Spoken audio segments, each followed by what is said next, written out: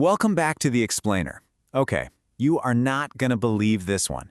Imagine getting deported by mistake, then the Supreme Court of all places orders you back, and just when you think you're free, you're arrested again to be deported to a totally different continent. Yeah, this isn't a movie, it's real life, and we are gonna untangle this whole crazy story. All right, before we get into the absolutely bizarre case of Kilmar Abrego Garcia, if you love these deep dives, do me a huge favor and smash that like button and subscribe. It really helps us out. Okay, let's get into it. So yeah, this whole story is just a masterclass in legal whiplash. Just when you think you've got it figured out, everything changes, and everyone is just asking one thing. How is this even possible? Okay, so first things first. A man from Maryland gets deported from the US because of what the government itself called an administrative error, an oopsie, and he gets sent to this notorious mega prison in El Salvador. But then, and this is a huge deal, the Supreme Court steps in. They literally order the US government to bring him back. So he returns to the States. You'd think that's a win, right? Story over? Nope, not even close. Just as he's released from federal prison and finally reunited with his family, bam! He's immediately detained all over again by Immigration and Customs Enforcement. You know, ICE. And that brings us to the weirdest twist yet. The government announces he's now being processed for removal to Uganda. Yeah, you heard me, Uganda.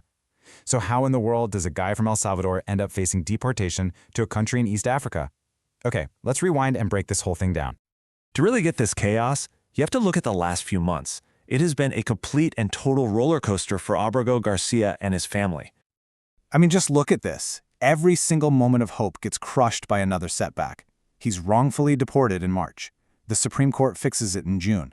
He's finally free in August, for a few weeks. Then on August 25th, he goes to a routine ICE check-in and gets detained. Again, it's just a dizzying legal mess. So this is where things get really, really heated. You've got two completely different stories coming from the government on one side and Garcia's defense team on the other. So the government is painting this picture of a super dangerous criminal, right? MS-13 gang member, human trafficker, domestic abuser, child predator, the works. But his defense team fires right back, saying, whoa, hold on. They say these are unproven allegations, that he has no ties to MS-13, and that he's pleaded not guilty to the one charge he actually faces. And you can really get a sense of the government's hardline stance from this quote by Homeland Security Secretary Kristi Noem. She says, and I quote, "President Trump is not going to allow this illegal alien, who is an MS-13 gang member, human trafficker, serial domestic abuser, and child predator, to terrorize American citizens any longer." I mean, that is some seriously powerful language. But then you flip it, and his attorney, Sean Hecker, sees it totally differently. He says the government's campaign of retribution continues because Mr. Abrego refuses to be coerced into pleading guilty to a case that should never have been brought. So his lawyer is basically saying this isn't about justice, it's payback, because he's fighting back. So, how did this latest detention even go down? Well, the whole situation is very specific and now very contested. Here's the play-by-play. Step 1, Garcia shows up for a mandatory ICE check-in, doing what he's told. Step 2, he's immediately detained, with pretty much no explanation. So, Step 3, his lawyers, right on the spot, file a brand new federal lawsuit challenging his confinement. It just never stops. And if you thought things couldn't get any more confusing, oh, they do.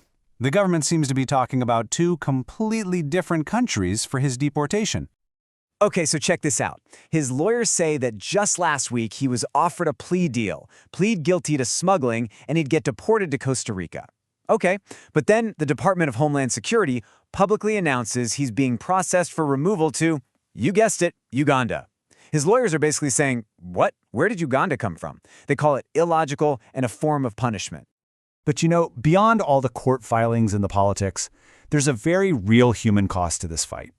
Right in the middle of it all is a family that's just being torn apart over and over again. I mean, the stakes here are just incredibly high. He was taken back into custody literally moments after holding his wife Jennifer's hand and speaking with supporters. It was just this brief moment of them being together, and then it was just gone. Another painful separation. And right before he was detained, Abrego Garcia spoke through a translator, not just about his own situation, but to give some encouragement to other families facing similar things. He said, even though this injustice is hurting us hard, we must not lose hope. So this entire mess leaves us with a really critical question about our justice system. When does a legal process stop being a legal process and start becoming what his lawyers call a campaign of retribution? So what do you think? Where's the line? Let us know what you think in the comments below. And that's the breakdown of this absolutely incredible case.